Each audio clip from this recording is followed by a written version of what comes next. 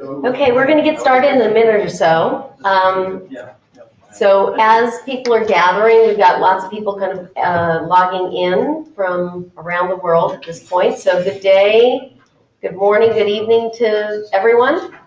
So I'm very excited about this webinar. So we do webinars every other month for our alumni. And, you know, in the spirit of continuing to provide value to everyone, we're constantly doing these different kinds of topics. We've had best practices in crowdfunding. We've had John Kohler talking about impact investing. And recently we started a mini-series on governance. We've heard loud and clear from many of you as I've traveled around the world that there's a lot of questions that kind of broadly fall into the category of governance. And so, we did one webinar 2 months ago, and this webinar is special because, first of all, we have two amazing guests, but we're doing it a little differently, which is we're doing it online. So we've got the webinar going, so we've got people, like I said, alumni from around the world logging in and watching, and this is live, and we have a group here for those of you online that we have our GSBI Accelerator cohort in residency here at Santa Clara this week, and so we have a live audience too. And then we're doing it just kind of as very informally as a fireside chat, except there's no fire, so it's just a chat. I can create one. Yeah, about the coziness. I don't think Santa Clara University would allow us to have a fire here. So anyway, so we're going to do this, like I said, informally. We want to do this. I'm going to set out some questions and some kind of broad categories around boards, how you manage boards, recruit boards, etc. And then I've got a mic here. So for those of you here in the audience, if you have some questions, just raise your hand. I'll bring you the mic. And we're miking everything so that it is being recorded, so that the session can be shared for those folks that couldn't make it with us today. And then for those of you online, if you can just chat your questions into the window. I'm here, I've got my laptop here, I'll be able to see those and pose those to our esteemed panelists. Panelist sounds too formal, right? So to our two guests. But the esteemed part is nice. So with that, let me introduce our esteemed guests. So here to my right, and probably to your left, I can't think about that. So sorry, it's too early in the morning for me, is Jeff Miller. So Jeff provides a lot of experience. He's been working on boards for many, many years. Jeff is a former CEO of Documentum, where he brought that company from 15 people to 15,000 people. 1,500. 1,500 people. An extra zero, sorry. 15,000. He took that company public. Jeff also is the chair of our advisory board here at the center and also serves on the board of trustees for Santa Clara University. And then to Jeff's right is Harish Hande. So Harish has been the CEO of Selco, which is an Indian-based solar systems company until May, where he just stepped down and is now the chairman of the Selco Foundation. And Harish has also serves on the board of Amnesty International India, Morgan Stanley Sustainability Board, as well as Greenpeace. I got it. Yes? Yes, good. Okay. And so Harish brings a vast experience, has been, a social entrepreneur for over 20 years now, and so has walked in your shoes for many years. So, the topic here is boards and the importance of boards, et cetera. So with that, I'll just kind of bring up just again, kind of very informally talk about, so Jeff, Harish, so why should we care as social entrepreneurs and leaders of social enterprises? Why should we be caring about boards? What's the importance of boards? What's been your experience with that? Let me start. So first of all, let's distinguish between two different types of boards. And we talked a little bit about this at dinner last night, and it occurred to me that we were only hitting on one of them. So most of what we're going to talk about are what I'll call a typical business-oriented board. typically aimed at a for-profit company. Could be a nonprofit as well, but most of our discussion will be around that. There is, however, a different type of board for pure nonprofits. So, for example, the Santa Clara University has a board of about 45 members.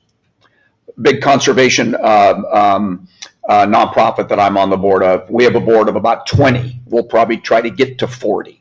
Why is that number so big? The primary role of those boards is fundraising.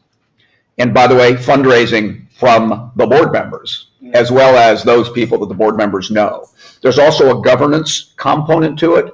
So for those of you who are running nonprofits that expect to stay nonprofits, that might actually be a reasonable structure. So you end up with lots and lots of board members who you keep involved, educated, everything else. A subset of them will probably end up providing you the kind of governance and guidance that we'll talk about in the business-oriented board.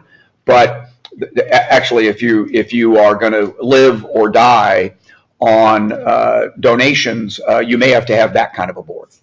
Having said that, now let's shift to what I'll consider and call a more typical business-oriented board. The ones that any of us in Silicon Valley who are running companies have, and probably what most of you have or want to have. Those boards are going to provide, when they operate correctly, are going to provide you hopefully a lot of value. They're going to provide you connections to maybe to other funders, but it also might be to key employees, to partners, other kinds of things. They're going to provide you strategic advice, not tactical advice, not operational advice, hopefully, but strategic advice. They're going to be a sounding board.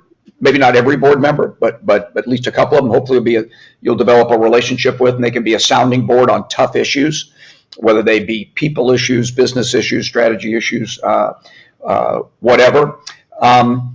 They may provide specific expertise. One of them may be a finance expert. One of them might be as I am, my position on most boards. I'm a former CEO. I'm typically the only person on the board other than the CEO who's ever been a CEO. So that provides that CEO some help. And, at least I've made my share of mistakes as a CEO. Maybe I can help them not make those, make some different ones. And then last but not least, there's a governance aspect to it. Some of it is best practices. Some of it is actually, legal and making sure you're following those things. So that's a set of things that a well-functioning board will help you do. Thanks, Jeff. I think, and especially in the social enterprise space, there are boards play a different role at different times of your journey. Initially, when you're starting off, when you're zero and when you think you're alone, I think you need to have board members who have also gone through that journey. Not directly as an entrepreneur. He could be a banker who has worked for financing rural clients for many years. So a board for social enterprises can be not only strategic at one point of time, could be not only a sounding board, but also that opens partnerships where traditionally other board members or other boards would not have any experience. Because, for example, in the case of you, Camilio, you need board members who have had the experience of dealing with rural farmers, either with financing or fertilizer or seed selling. Those are the board members that you require at that point of time. After some time, you need people who got a technology expertise, and how do you actually modify those things. So for me, from a personal point of view, board members are not only just a board who look at governance issues, but are partners in crime initially, in terms of where it is, and later on in this one it's a strategic, and also playing that referee between the shareholders and yourself, so that there is a very strong governance that comes into play. So for a social enterprise board, a board plays a different role at different times of the growth. Yeah. So we're starting to get into the composition of boards, right? And so talk about how you think about selecting board members, who's in, who's out. where do you go? You started to talk about that, but if you can go into more depth about that, that would be great. Sure. So for especially, I'm only speaking most of this in the social enterprise for-profit side. When you choose board members, make sure that, I mean, they are somebody who don't be afraid of criticism. See, what I see in many of the for-profit social enterprise boards, they cozy up and say, this is my friend or that is my friend, and create a board that is very too close, either family members. But I think that's the biggest mistake many of the social enterprise do. First, what is the lacuna in your business? Do you have lack of partnerships in the rural areas? In the first 2 years, what is that is absolutely needed for your organization to grow? Don't take a fundraiser board member day one. That's not your objective. Your objective is to know what your business is before even if you go to investors of what your business is to raise money. So I would build a board of what is lacking are people who have got experiences of not less than 15 years in the type of, not in the type of business you are in, but has the experience of the ecosystem of the business, who's sensitive to what you're able to do. I would build a board from that. Like, for example, in our own case, we had two very strong rural bankers on our board who actually knew what rural areas were, who knew what a client was. I or some other CEO who would have taken my position can never fool them about what the growth strategies are. And then over a period of time, as you lack whatever lacks in terms of financial management in the future, as your company grows, get a person with finance, get a person who knows the investors better after 4 to 5 years. After 8 to 9 years, where you really get a stable board because your organization is very stable, there are hard, strict governance issues of growth, and those are the board members with different experience. So I would change the board a couple of times over a period of 8 years, and depending on what I lack, I would actually have those board members. So I think that's really good advice. So first of all, I'm gonna echo some of what Harish said. So what skills does your company need or lack at a given time? So let's talk about how you might do that. By the way, most boards of Silicon Valley companies, typically they don't get around to doing this actually until they get close to going public, as it turns out. But you guys should do this early on as a private company. Set up your board to have terms, length terms. 3 years is probably, there's nothing magical. 3 years is about right. 5 is way too long. 1 or 2 isn't long enough. So, there's nothing bad, but 3 is about right. And you set everybody up. That's their expectation when they come on the board, that, they're there for a 3-year term. They may or may not be renewed at the end of that term. They might. I've been on a 3-year term on one of my boards, and I think this is my 4th set of 3-year terms. This is beginning to feel like a life sentence, but nonetheless, I get reviewed every 3 years. And either if I don't want to continue to serve, or they don't want me to continue to serve for some reason, I'm off. It's as clean as it can be. It's not always clean, but it's as clean as it can be because there's a formal way of handling it. Now, you probably won't have, or it'll be more difficult to have that with an investor board member. Although you may be able to facilitate that individual moving off the board and perhaps getting another representative from that firm, because sometimes the individual just doesn't mesh, right. And maybe the individual isn't very good, or they've got the money but they actually have no experience at all, and think they do, which is the worst combination, by the way. So that's at least one way to get everybody on the same footing. Everybody knows that there's a rolling set of terms, and then what you need, again, Harish said it perfectly, what you need at a given time is what you ought to try to put on the board, whether it be I don't know, disagree, but Harish said particularly people that know your ecosystem. I think if you can get that is highly preferable. So I agree with him, but you may not be able to get that. And so you may need to have people that are good, smart, general purpose business people that are interested or passionate about what you do and can help advise you.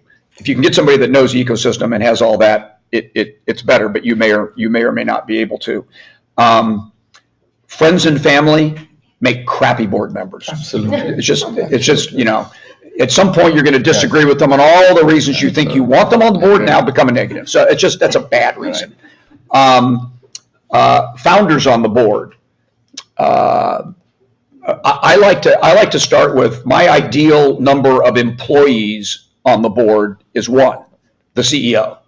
I begrudgingly sometimes go to 2 if there's a co-founder or something like that, and the person can really contribute as a board member. We see in Silicon Valley a lot where we have technical founders who are brilliant scientists and can't spell the word board. They shouldn't be on the board. It's just they're not going to help.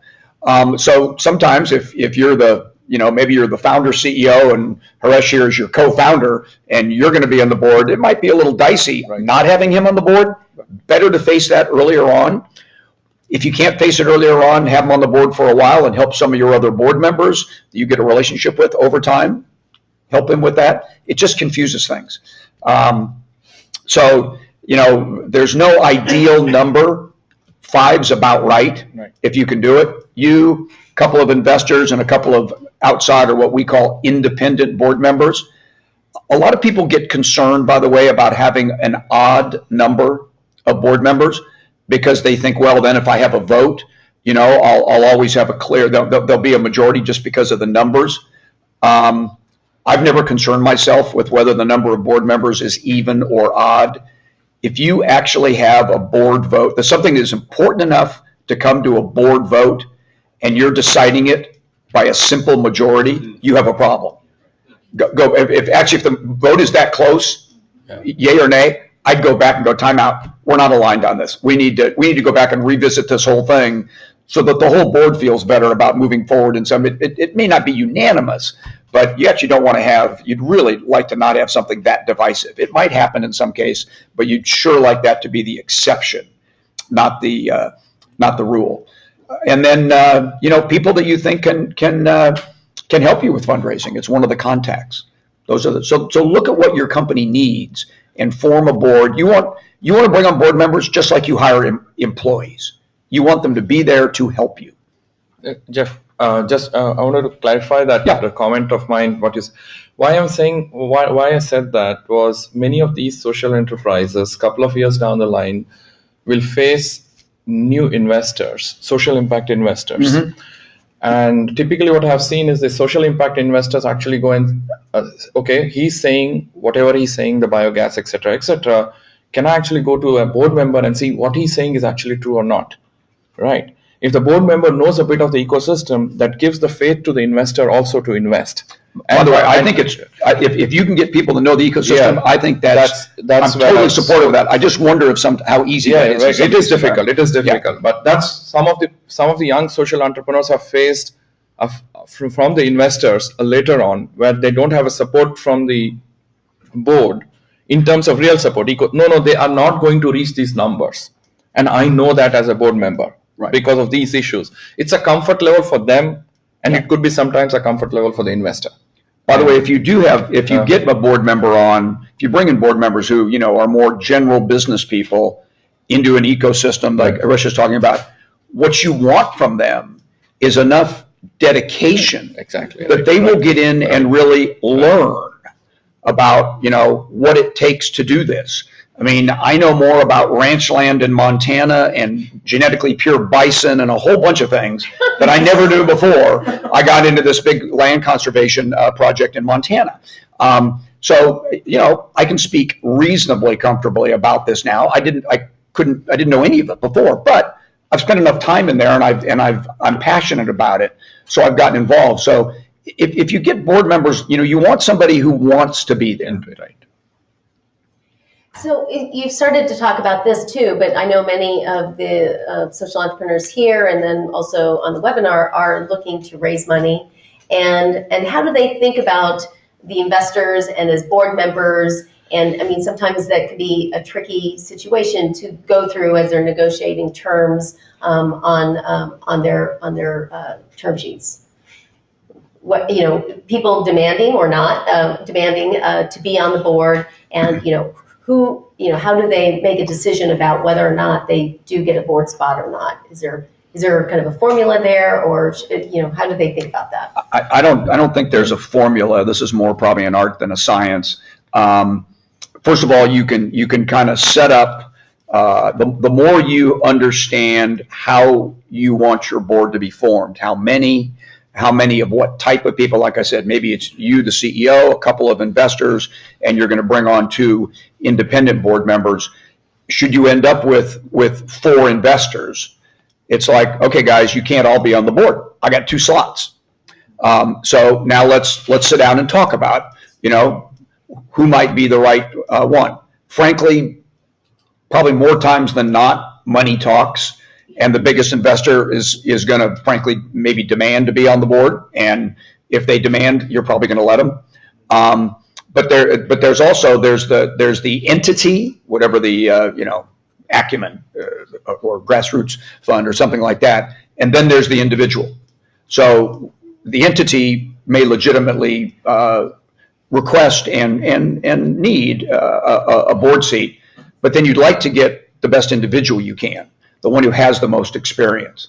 I think unfortunately in this, it happens a little bit in Silicon Valley, not much, but I think it might happen more to you guys, where you end up with, a 27-year-old person who's managing, some funds for one of these people who can't spell social entrepreneur, and yet thinks they have a lot to help. That's not a great board member. But you may have to have that. If you have one of those on a 5-person board and the rest of your board is supportive, you're fine. If you have 3 of those, you're in deep yogurt. Okay, so you really can't have that. So try to set up a structure that makes sense. Have them talk among themselves, or you with them. You might want to guide them as to who you want on the board. I did this in my first round of funding. I raised money from 5 different venture capitalists, and I had 2 board seats, and the other 3 got what we call observer rights. Okay, they could come to the board meetings, attend the board meetings, they could listen in, they could comment if they wanted, but then at the end of the time, we would have a board-only session, and if I had something really sensitive to talk about, I would talk about it then. So you can also do that. You can give them observer rights, which frankly for most of them probably suffices. The things you vote on generally don't have much to do with anything. So there'll be a couple of things that will be really important that you vote on every once in a while, but other than that, it's the discussion that happens in the board that really works. But that'd be my approach. Harish has done it. Let's see what he thinks. I think Jeff, I completely. It's about also how do you build relationship with different board members from the beginning, and and be transparent of everything in terms of whatever mistakes are happening. If a debtor is not paying, tell him. When a finance, it's not about operational issues, but if $1 million is outstanding or $500,000 is outstanding, the board member should know that so much. Don't ever surprise the board members in a board meeting, ever. Always, if something crisis hits you, that you just send him an email. There's a crisis. Don't worry, I'll solve it. But I just want you to. That way, you build trust among the board members. And why? When you have a small board of 3, when you want to expand, they become your friends at that point of time to actually also help you out who are the board members, because sometimes the investors might not listen to you but might listen to 3 existing elderly board members in other. That's why it's very important to have some elderly board members so that they can actually tackle your 27. Gray hair. Actually, this is where it helps. This is one place it helps. It absolutely does. Then the 27-year-old is really frightened about it. But anyway, also I think what as you. For me,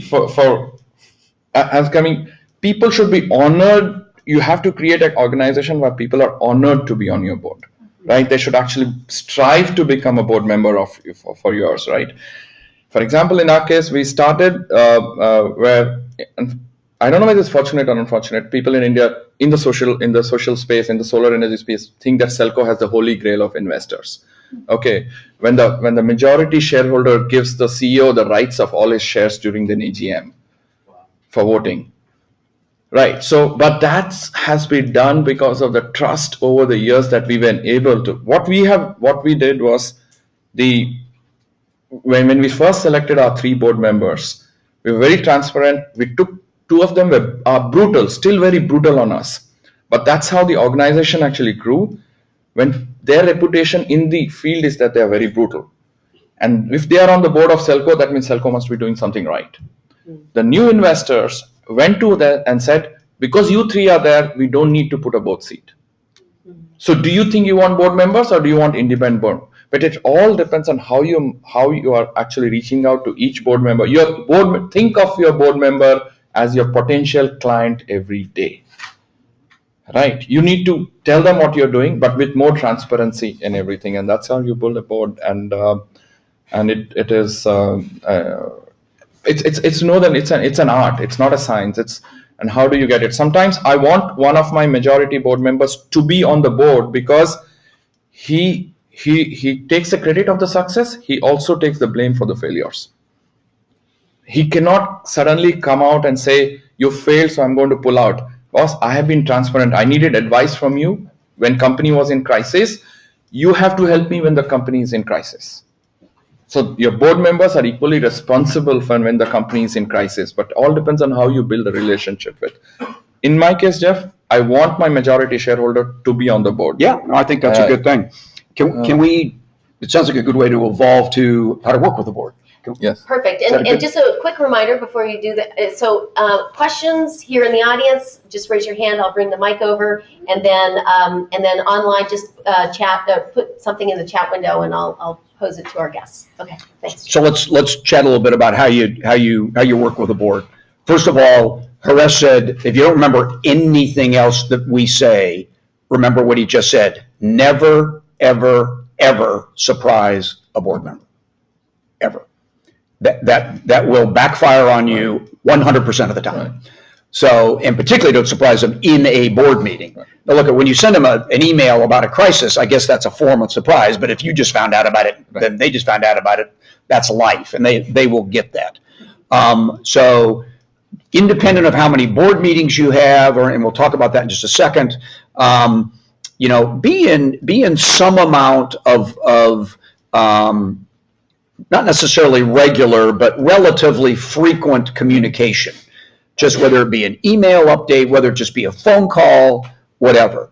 So in terms of, and now let's talk about this in context of meetings. For a relatively mature, and actually for very mature organizations, quarterly board meetings are the norm. Okay, so you're unlikely to ever have less than that. You probably don't want less than that. So a quarterly board meeting as a minimum should be good. Oftentimes in Silicon Valley, with younger, less mature companies, we will have as many as double that. We'll have 8 board meetings a year. That's a lot. Okay, so I think 4 to 6 is probably about right. And by the way, if your board members, we had a discussion I think 2 nights ago where one of the entrepreneurs was talking about board members that wanted monthly board meetings, and she said the problem was it took us a week before every board meeting to prepare, and a week after every board meeting to react, and then there was another board meeting in a couple of weeks. So if your board members are asking for something more frequent than 4 to 6, kind of explain to them how much time and effort you put into a board meeting, and therefore how much it detracts from everything else you're doing. They'll probably come around to like, you're right. We're taking a big chunk of the company's capability to talk to us. Maybe not so useful. So 4 to 6 is a good number. Let's say we go with 4. Discussions in between, phone calls, emails, what's going on, that's fine. And then every board meeting, you want to have a fairly set pattern. Bill Coleman last night, the former CEO of BEA, had a great concept that I've seen a number of CEOs do. He started off every board meeting with a list of 8 or 10 of the most important topics. and then he just had a traffic light signal, green, yellow, red, for every single one of them. That was the first slide of every board presentation. And then he very quickly went down and said, here's why this is green, here's why this is yellow, oops, we got a problem here, here's why this is red, here's what we're doing about it, dun, dun, dun, very quickly, 15 minutes maybe. And then everything else they heard after that, they were level set, right? They were going to hear maybe more about the red and what the company was going to do about it and everything, but they were level set.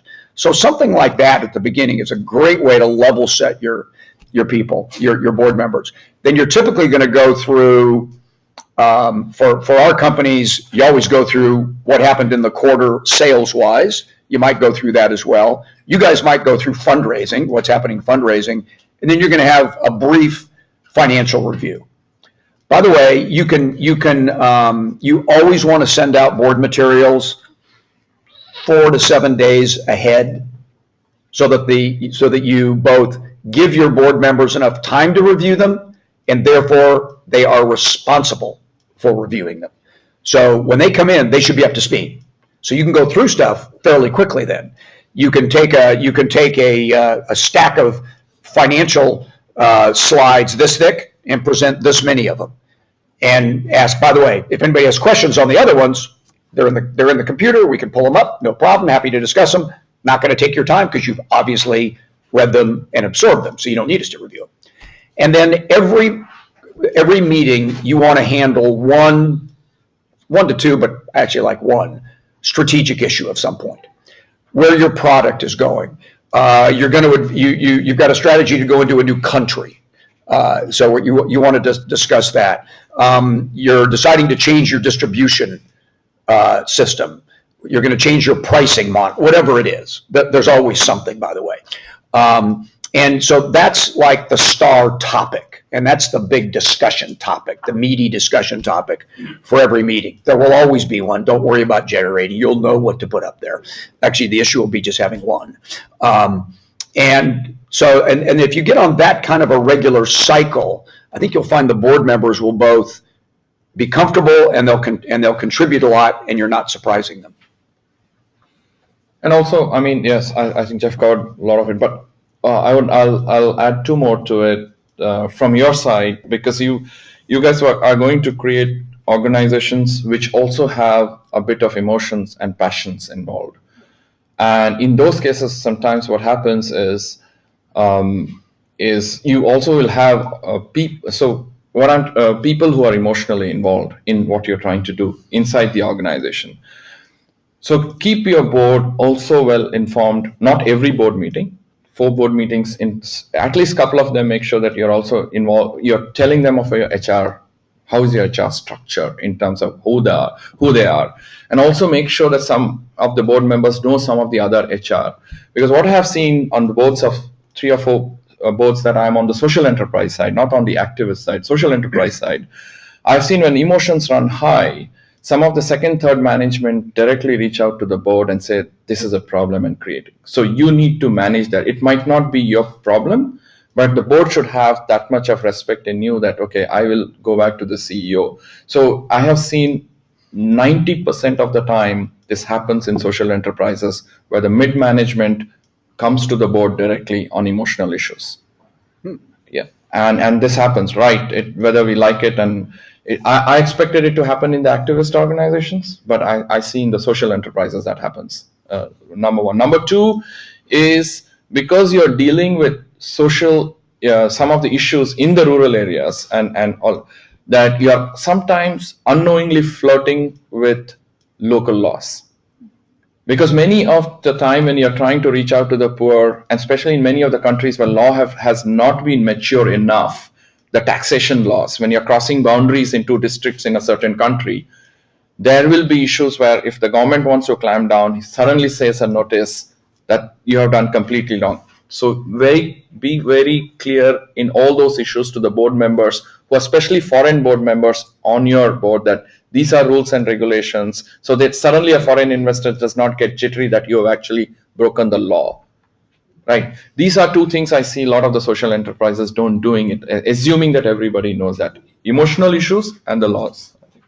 By the way, one other thing in the board meetings, do not feel that you, as the CEO, have to do everything and have to present everything.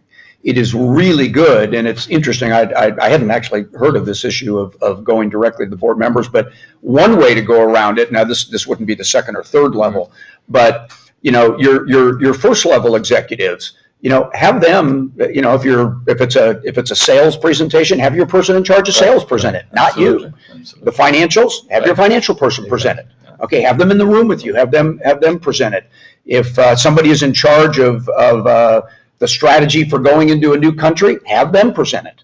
It's good for them. It lets the board, learn more about your people, get more familiar with your organization, get some comfort. It takes a lot of work off of you. It forces you. It's a way of forcing you to delegate, by the way, because you all do too much yourself, by the way. I can guarantee it, because that's what I used to do. So you probably need a little forcing to delegate. So that's a way of actually, it's good to establish comfort between the board and your executives. And if they do get a call from somebody on something, they have some relationship.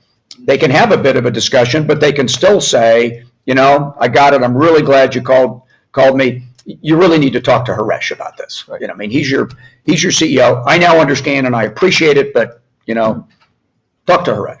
And so because there's a little bit of a relationship there. It's not like the first time anybody's ever called or seen this board member.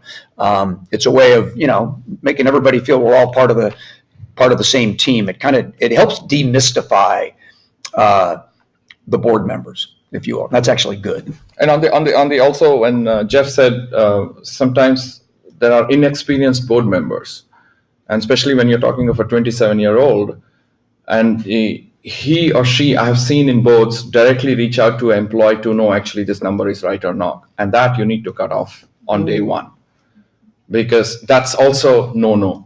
You are the CEO, you are in charge of the organization. You need to sit with the board member. If you think you're not getting through, get another board member who's experienced and say, these are the ethics and these are how the etiquettes of actually running a board, that a board member also cannot reach out to an individual unrelated to the operations of the organization. He might reach out to it personally for some other reason, but that also has happened. Just, and that needs to be cut off on day one.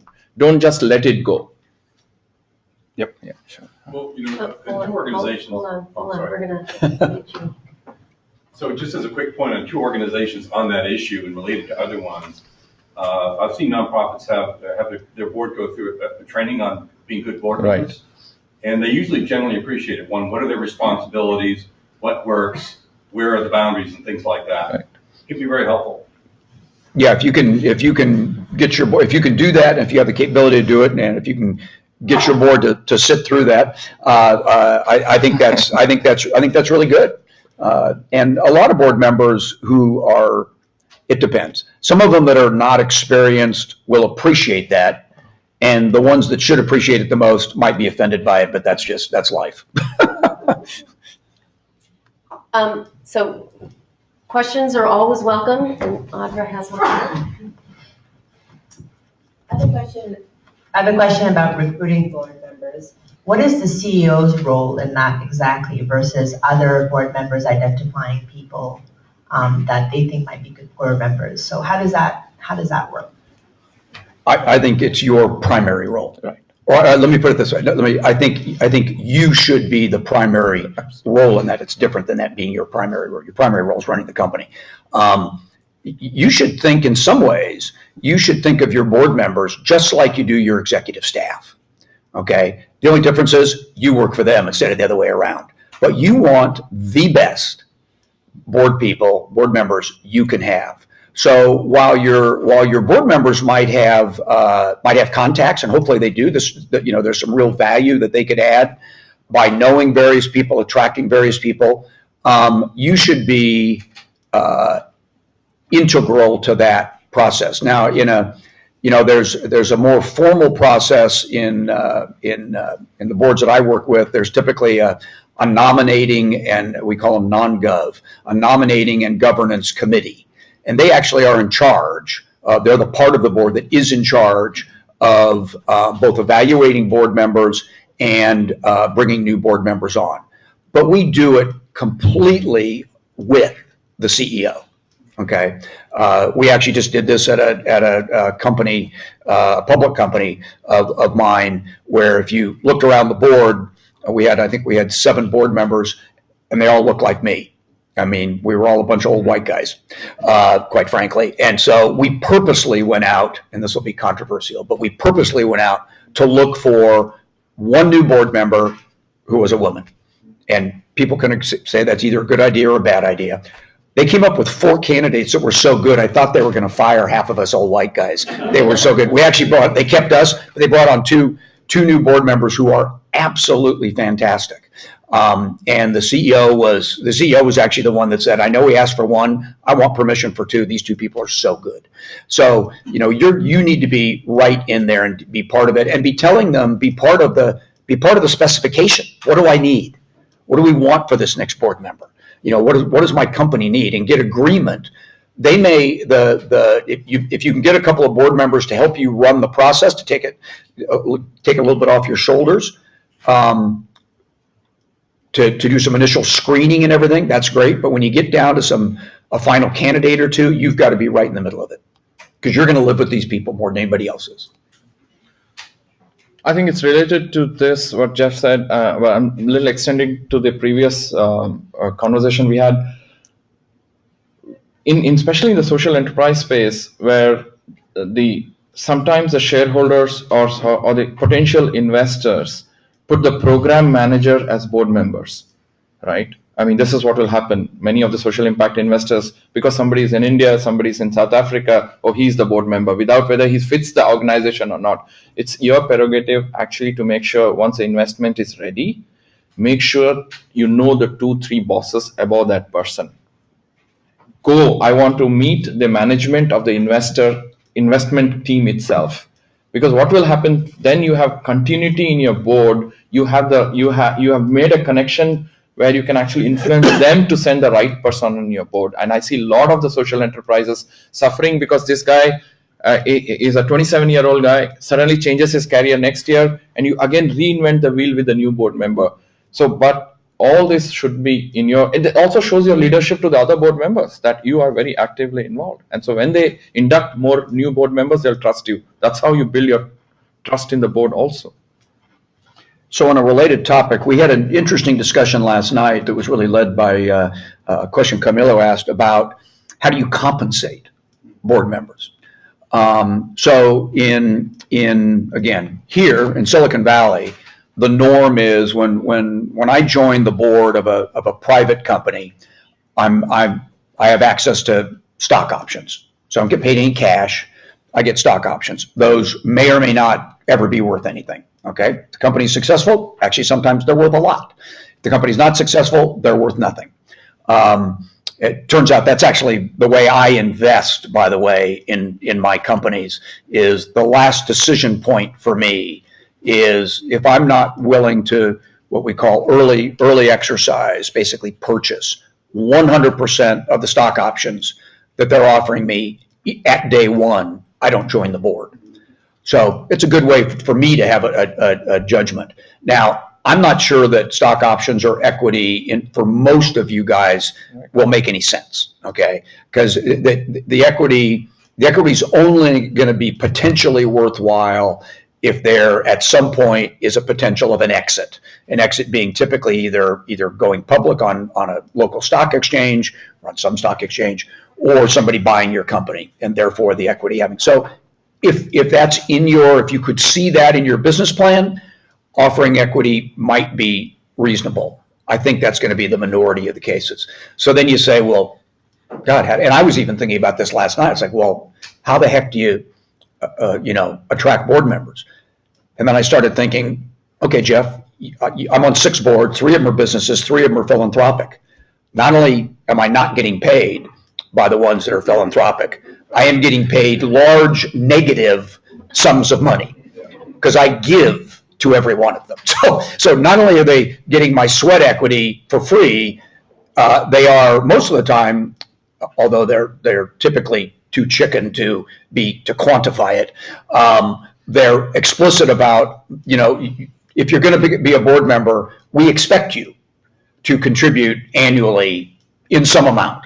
to this endeavor. So why the hell do I do it then? Because I'm interested in it, because I'm passionate about it, because I want to do it. Those are the people you want on your board, Exactly. okay? And, I mean, with what you guys are doing, you will be able to find good, experienced business people who are passionate about what you are doing and want to give at least their sweat equity.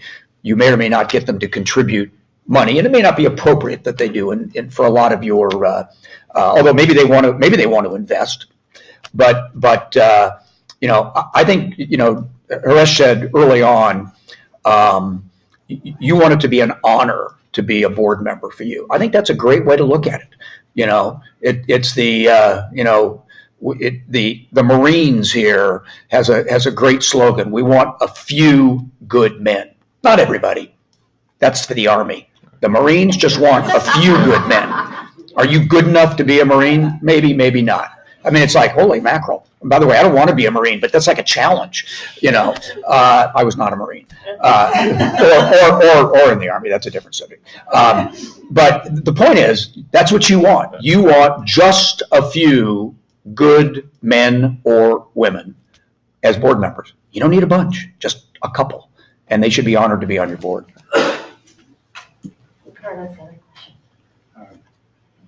Is it on? Yeah. It's on. By the way, Jeff and Harish, thank you. You have captured the board issues very well. I've formed 4 boards and served on 7, so I've learned something. But a couple of comments I want to make. Audrey, your question about what's the role of the CEO. That's an interesting challenge, and Jeff alluded to it.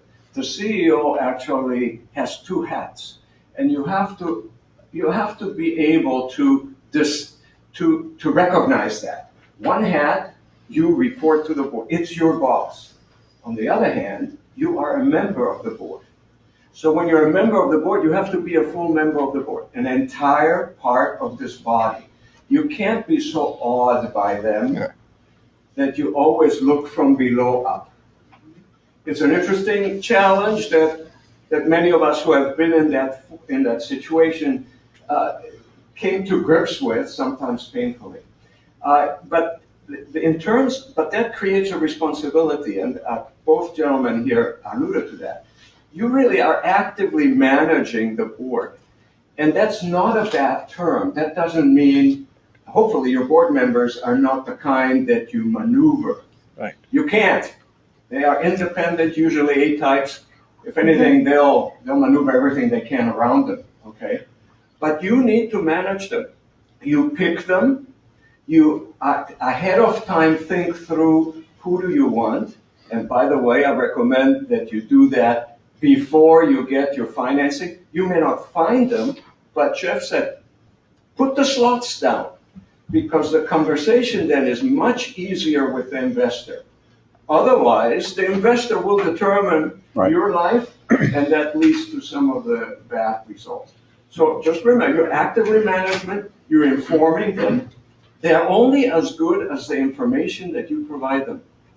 And remember, they get the information in what I always call staccato fashion. Board meeting, they get the information. Believe me, they're very busy people. After the board meeting, they go do 20 other things.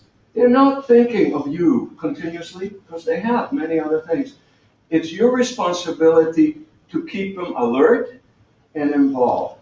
And nothing works better for that involvement than going to ask them for help. A call to a board member that says, Jeff, I have a problem. Man, it makes us board members feel wonderful. It makes us feel needed. Yeah.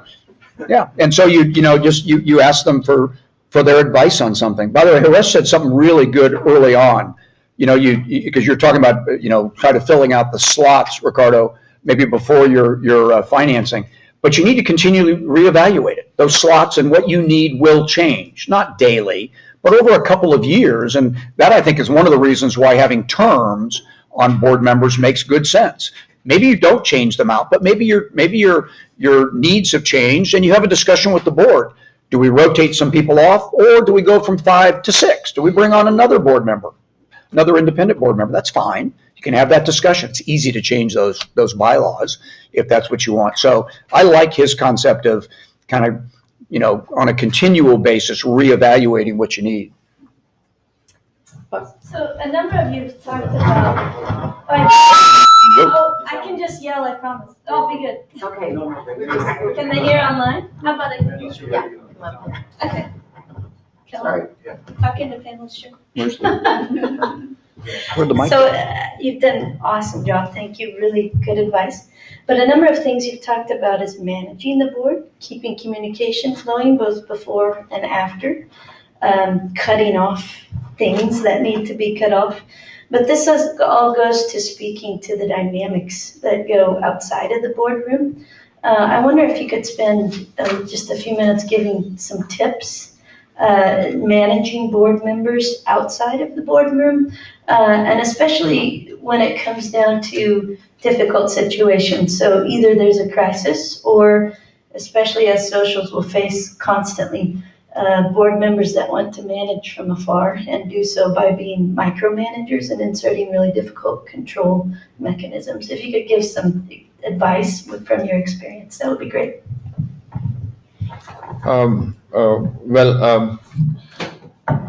I hope some of the boards that I am on are not listening to this. So, no, I think it's, again, it depends on how you see. What I used to do was, my board members lived in different cities and sometimes in different countries. Definitely, I would make sure that I would meet them physically once between the board meetings, always individually. I had a very individual relationship with all 4 of the other board members, so that we knew where he or she coming, because I also don't want a surprise from a board member. Same thing, that they would not like a surprise from them, I would not. But also, I've also set those parameters of what are my jobs. Even in a board meeting, I would be very clear, this is my role, and also be very clear to a board member who's stepping into operations, saying that's my operations, you need not actually go through. I have the right as a board member and the CEO to tell the board member, that's my territory, I will manage it. You cannot always say, yes, they are the bosses ultimately, but sometimes they also some of them need to understand what the boundaries are, but tell it in front of the other board members, not individually, because if you're telling it in front of the other board members, there are board members who will actually be appreciative. So don't be, as you rightly said, you are part of the board also, and so you need to be confident. And that, but having that physical meetings with quite between the board meetings helps in these times. I don't know, Jeff, your experience. Well, I think I agree with the rest. If you, the other thing I would, 2 things I'd say. One is, you said you met with people either, and I don't know whether it was personally or on the phone, but yeah, I mean, have a communication with them outside of the board meeting, just on a regular basis, just updating them, whatever. Maybe you go ask for their advice, whether you need it or not, but just, find a way to just to chat with them. The other thing is, if you're able, it is great to have a, I don't know, kind of a mentor-like relationship with at least one of your board members.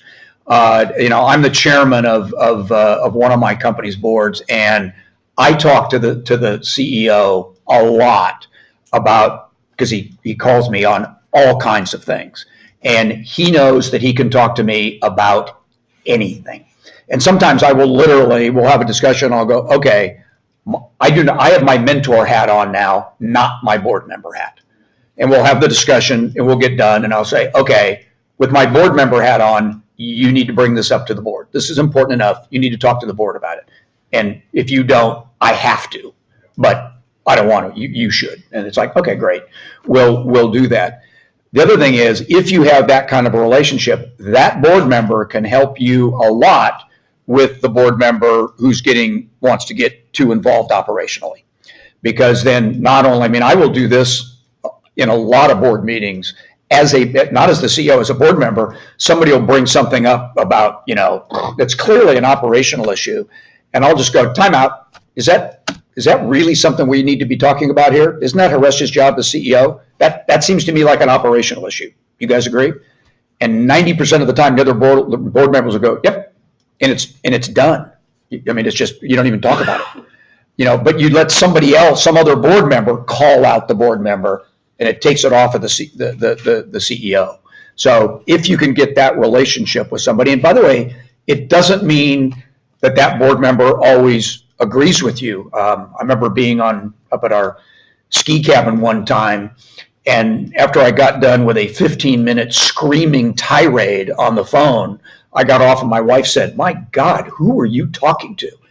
I said, "Oh, that was Rob, who's this CEO, who I'm the chairman of his board." She goes, "What were you talking about?" And I said, "He was really screwing something up. I wanted to make sure he got the idea."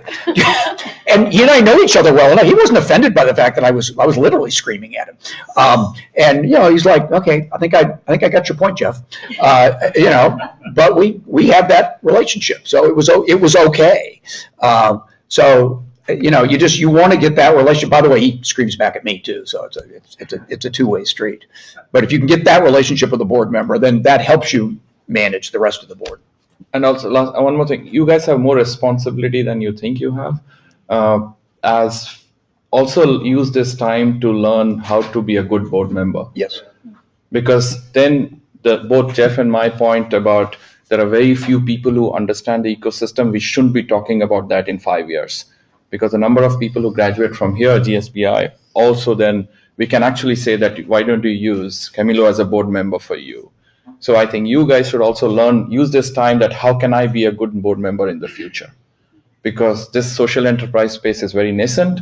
We need a plethora of youngsters like you who can be good board members, not the 27-year-old kids. Absolutely. Who had so learn it both ways. You're not only from a CEO perspective that what can I learn. So also try to be on some of the other boards in your local areas, which will not only give you experience, but also help you build more networks in your own rural areas. And with that wonderful, kind remark, we're at the top of the hour now. So I hope that this has been useful for everyone, both online and here. And thank you, Jeff and Harish, for sharing your wisdom. That was very helpful. And thank you so much. Thank you. Great. Good. Thanks, Jeff. Good job.